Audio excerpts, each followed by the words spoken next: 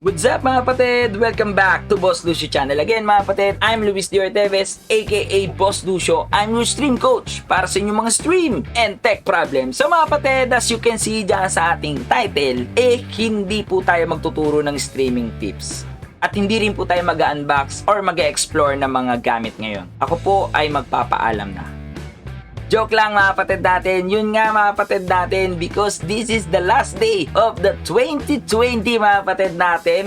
Gusto ko lang pong i-share sa inyo kung bakit nga ba ako naging stream coach or kung bakit may Boss Lucio ngayon na nagtuturo sa inyo about streaming. So sana mga kapatid natin magustuhan ninyo tong video na to, at sa mga bagong dating dito sa ating channel, so mga kapatid, meron na rin kayong idea kung bakit nga ba nabuo ang isang Boss Lucio na stream coach. And syempre mga kapatid, sasabihin ko rin po lahat ng mga pinaghugutan ko kung bakit nagtuloy-tuloy itong content na to sa mga susunod na sasabihin ko. Syempre mga kapatid natin, bago natin umpisan yan, kung ikaw ay bago dito or kung ikaw ay isang luma or matagal lang nanonood ng video natin pero nakakalimutan mag-subscribe, please naman wag nyo nang kalimutan i-click ang subscribe button at yung maliit na bell para maging updated po kayo lagi sa lahat ng ating video. And syempre po mga kapatid, lagi ako naka-live sa aking Facebook page, Boss Lucio Gaming. So pasukan mo na, intro! Perfect.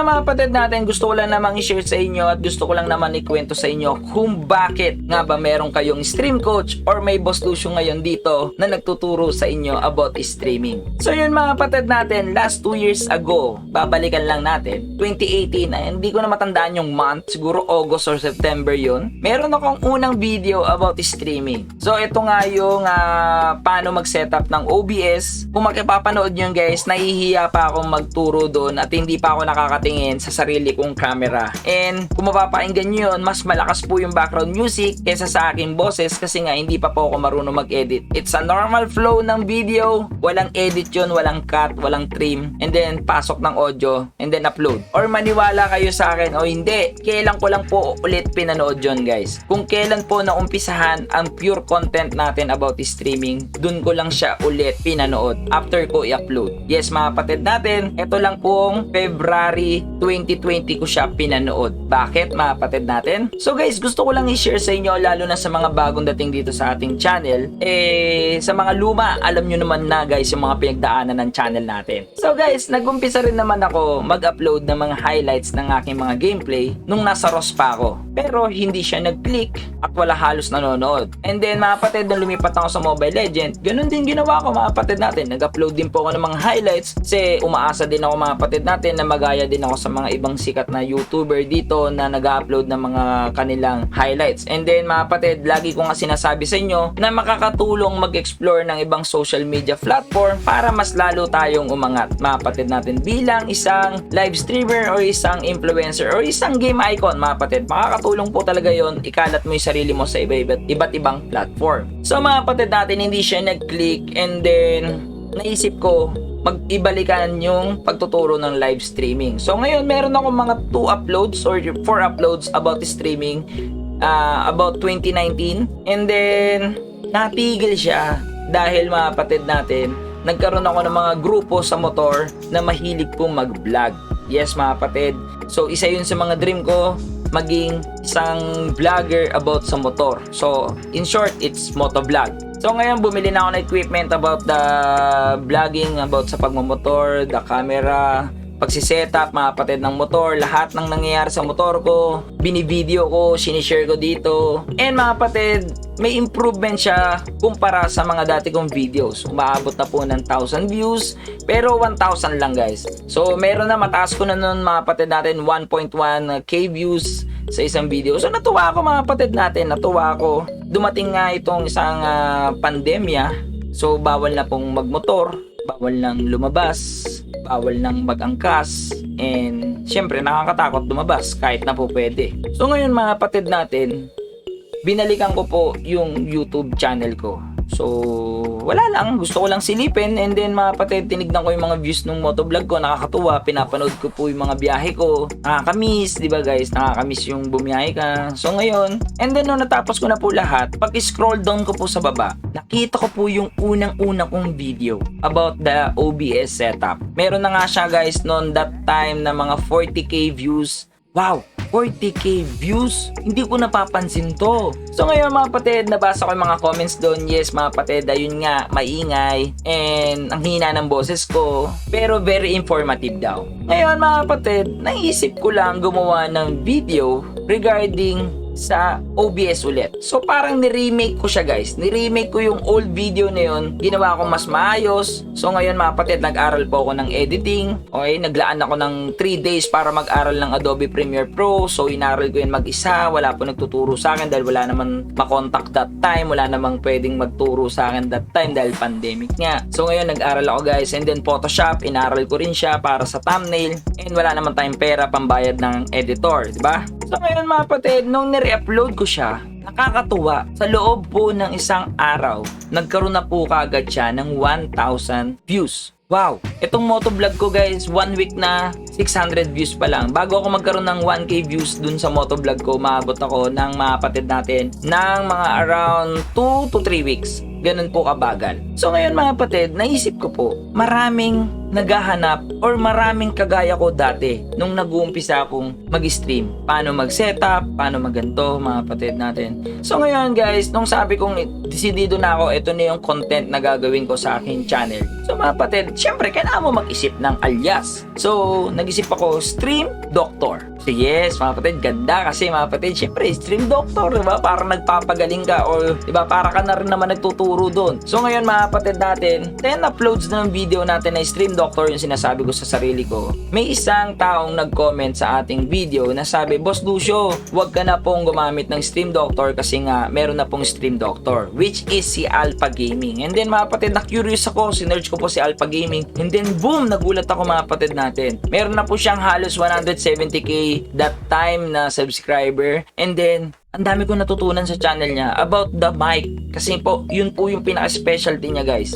Magaling po siya sa mga microphone, sa audio. Pero mga kapatid, kung sisilipin nyo yung channel niya, marami rin po kayo matututunan about streaming. Pero syempre guys, it's English. Diba guys? So yun po yung pinaka ginagawa ko ngayon. Hindi ko sinasabing hindi ako magaling mag-English ha. Pero hindi ako fluent mag-English. So naisip ko lang mga kapatid, mas maganda kung Tagalog and mas pulido nating mapapaliwanag bawat content na ginagawa natin, di ba guys? Parang case by case ba o case to case yung ginagawa natin. And then mga kapatid, nag-isip ako ng bagong alias. So naisip ko stream professor. So nag-search ako, meron na rin pong stream professor. Nag-search po ako ng stream engineer. Yes mga kapatid, meron na rin. And then mga kapatid, may isang taong nag-comment na ba't hindi na lang stream coach? Then boom, napaisip ako, parang tinamaan ako, parang iba yung dating sa akin nung comment niya. Ngayon mga kapatid, biglang nag-sink in, parang nag-flashback sa utak ko na dati kong trabaho is coach. Yes mga kapatid, dati po akong fencing coach and dati rin po akong fencer and I was a former junior national team ng fencing dito mga kapatid natin. So lumaban na rin ako sa ibang bansa pero hindi ako nag-success sa pag-fencing at hindi ko nagawang lumaban sa SEA Games. So means hindi ako naging senior national team.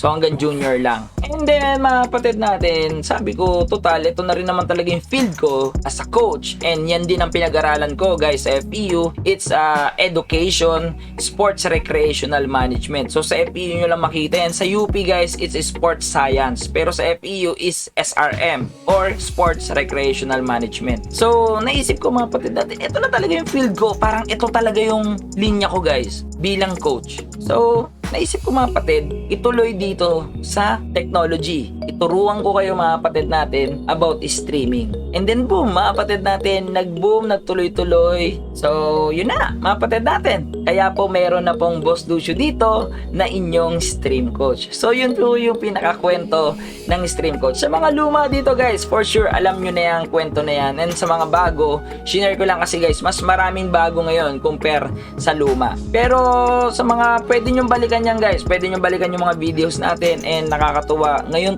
2020 po mga kapatid natin. Sobrang grind yung ginawa ko sa ating YT channel. Kung makikita ninyo, bago po ako humataw ng ganito, ang aking videos dito sa aking channel is only 24 videos lang. Pero mga kapatid, kung titignan nyo, this is the last day of 2020, meron na po tayong 230 plus video. So, ganun ako katindi mag-grind. So, ganyan ako ka-dedicated mga kapatid natin kapag may gusto po akong gawin. And then mga kapatid natin, sobrang saya. Hindi ko po ma-explain na nakakatuwa na yung mga taong nag-aangatan na nagugulat ako. Sino tong streamer na to? Ang galing. Sikat na, bilis ah. And then magugulat ako na nagko-comment pala sa ating mga videos. And then kung pag na-meet ko sa personal, ko pala yan, Boss Lucio. Pinapanood ko yung mga videos mo eh. Di ba mga kapatid? Nakakatuwa. Nakakataba ng puso guys. And mga kapatid natin, yan yung gusto kong ipagpasalamat sa inyo sa lahat ng suporta ninyo sa akin sa mga ginagawa kong videos. And guys, sobrang I know hindi maganda itong taon na to talaga sa dami ng mga trahedyang nangyari, mga hindi magagandang nangyari. Pero yes mga kapatid natin, for me, isa to sa mga magandang nangyari sa akin guys. Na marami ako natulungan, and then eto na nga mga kapatid natin, 30k subscriber na po tayo. And marami pong salamat sa lahat ng mga suporta ninyo mga kapatid natin. Sobrang maraming salamat sa mga nanood ng videos ko sa araw-araw mga kapatid natin na puro stream tips. Pati sa mga unboxing natin, okay, sa mga ibang gadgets na sinishare ko guys, sobrang thank you sa inyo. Kahit po kabisado na ninyo ang OBS Studio, kahit alam nyo na po ang lahat, kaya nyo na rin naman magturo sa iba, pero nanonood pa rin kayo dito sa ating channel. Maraming salamat po guys. Ayan po yung mga hindi ko makakalimutan dito sa 2020. Sobrang maraming salamat po, lalong-lalo na sa mga nanood nung time na malungkot yung mga videos ko, lalo na po nung nag-share ako sa inyo ng kalbaryo ko about paano maging partners, kung ano yung pinagdaanan ko bago ako naging Facebook partner, kung ano yung mga pinagdaanan ko mga kapatid nung ako po ay mataas ang viewers tas bubaksak po. Lalo na po ngayon guys, baksak po yung viewers ko, so sa hindi mawaring pangyayari. Lalo na po mga kapatid natin, yung in-unbox ko po yun, yung frame na yun, yung 10k subscriber natin, may malungkot na pangyayari dyan. And a day in a life ng isang streamer mga kapatid. Sobrang thank you sa inyo guys, sa lahat ng panonood ninyo guys, pagsuporta ninyo sa akin. Lalo na po mga kapatid natin, ito po yung biggest na nangyari sa akin 2020 is mabago tong kwarto na to. Again mga kapatid, itong bahay namin to, since birth po, nandito na po ako. So alam ko po ang bawat kanto na itong kwarto na to. Alam ko po ang itsura ng bawat kanto na to guys. Pero mga kapatid, naging ganito siya ngayong taon. Dahil po sa suporta ninyo, sa pagnonood nyo po ng live stream ko, nagsisend ng stars. And yes mga kapatid, kumikita na po itong YT natin. Pero mga kapatid, sobrang liit pa po. Pero at least mga kapatid natin, nakakatulong pa rin po kahit papano yung kinikita nito guys sa mga ginagamit natin for streaming. And nakakatuwa po guys yung mga taong nagko-comment na wag na po yung i-skip yung ads. Ito na lang po ang matutulong natin kay Boss Lucio sa lahat ng mga turo niya sa atin guys. Sobrang thank you sa inyo guys, sa mga nagko-comment po ng mga good compliment dyan. Kung makikita ninyo yung mga videos natin, halos po 99% or 97% na guys ang mga likes. Onting-onti lang po yung mag-dislike. Hindi ko po alam kung ba't may nagdi-dislike sa atin siguro, pero hindi natin mapiplease lahat ng tao. Pero sobrang liit lang talaga ng dislike ko guys. So means mga kapatid, napapasaya ko po talaga kayo. Sobrang thank you guys, and asahan ninyo sa 2021 na darating, mas magaganda po at mas malulupit pa ang ituturo ko sa inyo, at pipilitin ko pa po mas satisfied kayo and mas marami pa po kayong matutunan. And then mga kapatid, marami po akong pinaplano about the 2021, and then sana mga kapatid matuloy. Gusto ko po talaga mga kapatid natin mag-unbox ng mga about streaming, mga about gaming mga kapatid natin. Gusto ko po talagang mag-PC build. Gusto ko po talaga mga kapatid natin magturo ng mga kung ano-ano. Kasi po mga kapatid, techie po talaga ako guys. Kung makikita ninyo sa ating channel, may mga PC tayo, may mga phone, may mga gadgets na kung ano-ano.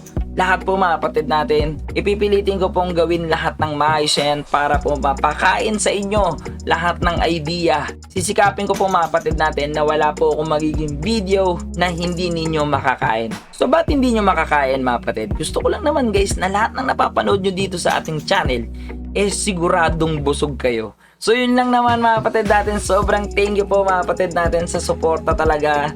wala po akong sawang sasabihin yan sa inyo kasi po wala pong 30k subscriber o walang stream coach ngayon mga kapatid na Boss Lucio dito kung hindi dahil sa inyo guys. Sobrang thank you po, lalong lalo na po sa mga star sender ko guys sa akin live stream. Mahal na mahal ko kayong lahat guys. Love you mga kapatid natin.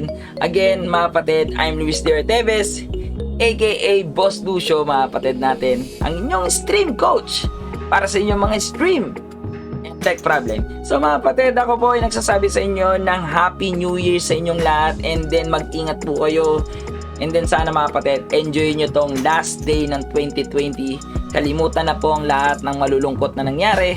And mga kapatid natin, syempre, happy streaming!